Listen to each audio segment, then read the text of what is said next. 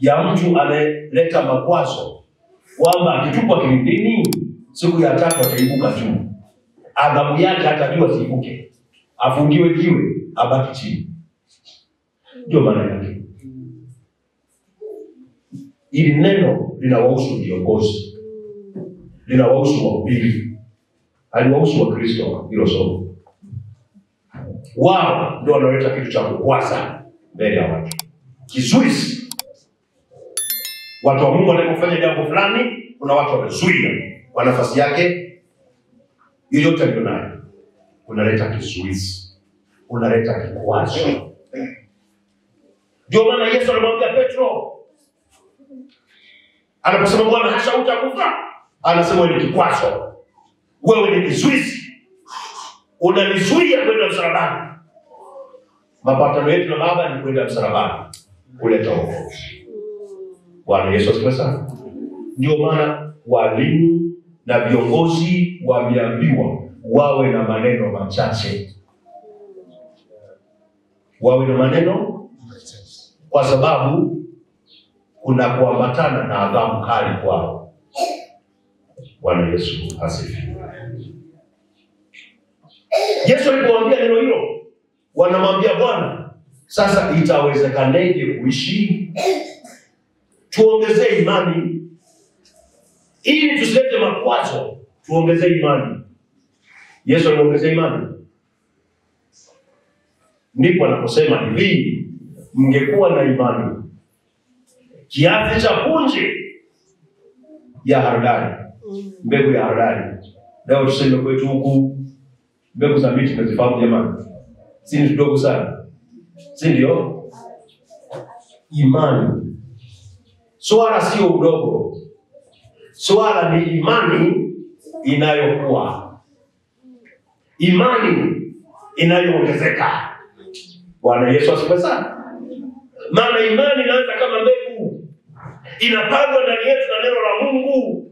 Kama mbegu ndani yetu inatakiwa kukua, kuongezeka siku kwa siku, kutoka imani hata imani. Bwana Yesu asifiwe sana.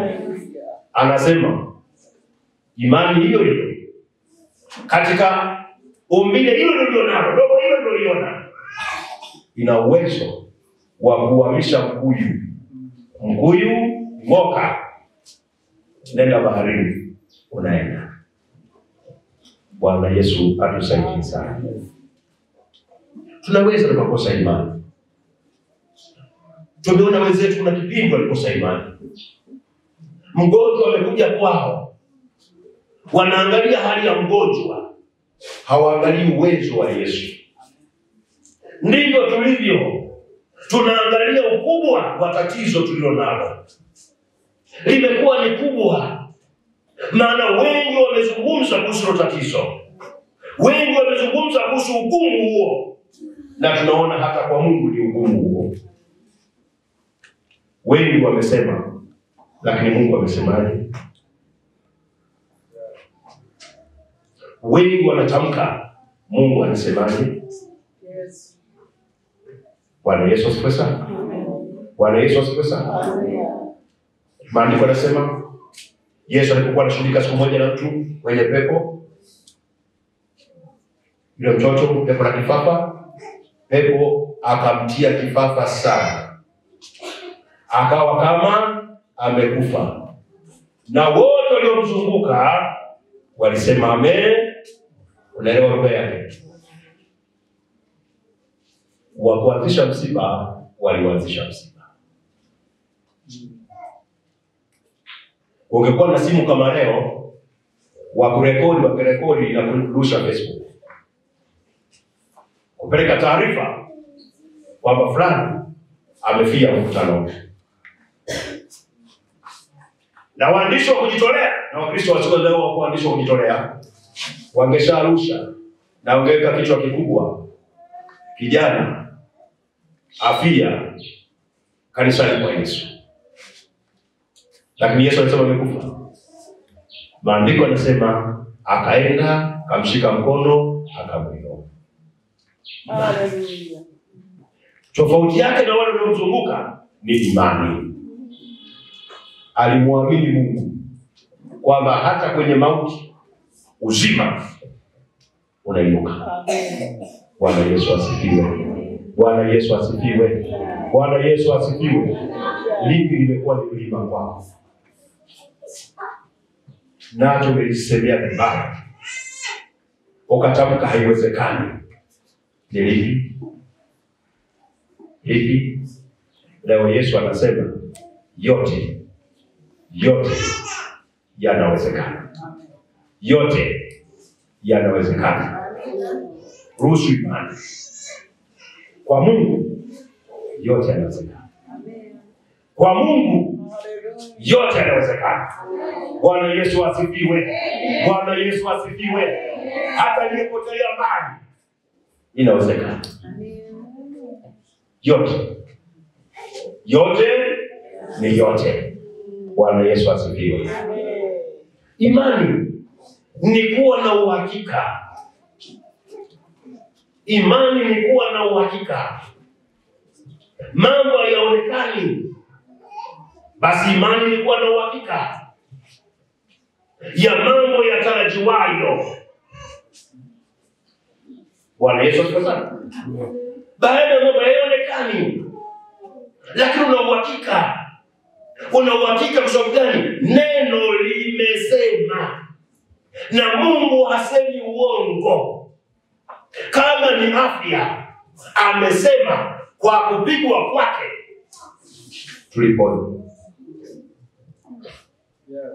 Kama ni ulinzi, amesema nani mnalindwa na nguvu za Mungu kwa njia ya imani.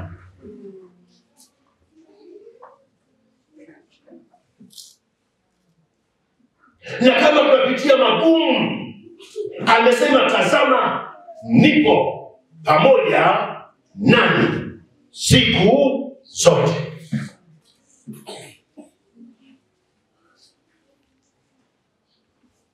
Katika ulimwengu huu ambao Isaya anasema dunia kama kuwayawaya, ina wayawaya. Dunia iliyochoka, dunia iliyo mbovu, dunia ambayo imelewa, inapepesuka kama mlevi, inayumba kama machela. Vijana wale machela wasifahamu, bado mkuta uchio wa magari. Lakini enzi hizo kupeleka mgonjwa hospitali, kubeba maiti hospitali, ilikuwa lazima uwe na machela. Na vijana enzi hizo wanakumbuka walipokuwa wanakimbia, pindi walikutana watu waliobeba machela, na njia hiyo huwezi kuipita tena, maana imepita jambo ambalo hujaiona. Kwa dunia inacheza kama machela, haina utulivu. Lakini kwenye dunia hiyo imesio na utulivu, Mungu ameahidi kuwalinda watu wake. Weka imani kwa Mungu. Sio kwa sababu wengi wamesema maisha ni magumu, wengi tutakufa mwaka huu, wengi wamesema kuna mpox, ndio. Wenye haki wataishi kwa imani. Katikati ya mpox watu watakuwa salama. Mungu alimwambia Musa akalisikia neno la Mungu, akaliamini. Anamwambia Musa, tengeneza nyoka wa shaba. Mungu nikitengeneze kweje? Utamweka juu ya mti, halafu utamuinua.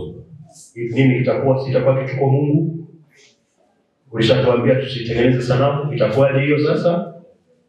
Haitakuwa sanamu. Atakemwangalia nyoka wa shaba, hawa nyoka wa moto ambao wamekuja katikati yenu, hawa hawatakuwa na madhara kwake. Unafikiri wanaomwangalia nyoka wa shaba ni kwamba walikuwa mbali na nyoka wa moto? Nyoka wa moto wako, wanauma, wana maumivu, lakini kule kumwangalia nyoka wa shaba, maumivu yanaisha, sumu zinaisha. Kwa kuendelea kumtazama Yesu, sio kwamba shida zipo duniani, zipo. kwa kuendelea kumwangalia Yesu, tumaini jipya linakuja ndani mwetu. Ndio usalama wetu. Anajua macho ya damu na nyama yanakudanganya. Macho ya damu na nyama yanakudanganya. Masikio ya damu na nyama yanakudanganya. Yenyewe ni milango mitano katika milango mitano ya fahamu inayosaidia tu mwili kupokea taarifa, lakini kuhusu mambo ya imani haikusaidia. Milango mitano ya fahamu kuhusu ufalme wa Mungu haikusaidii. Unahitaji imani. Milango mitano ya fahamu ndiyo ambayo shetani anaitumia kuleta taarifa za kutupandikizia mashaka ndani wetu. Analeta vitu tunavyoviona kwa macho. Tukisha viona kwa macho, aanza kutunongoleza kwamba umeona jinsi ilivyo ngumu, jinsi ilivyo shida, jinsi ilivyo tabu.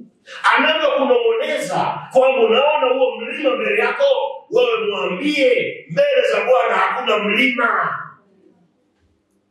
Maana ni nani ewe mlima mbele ya mtumishi wangu Zerubabeli? Ni nani? Ni kitu gani? Utakuwa tambalale. Bwana Yesu asifiwe sana.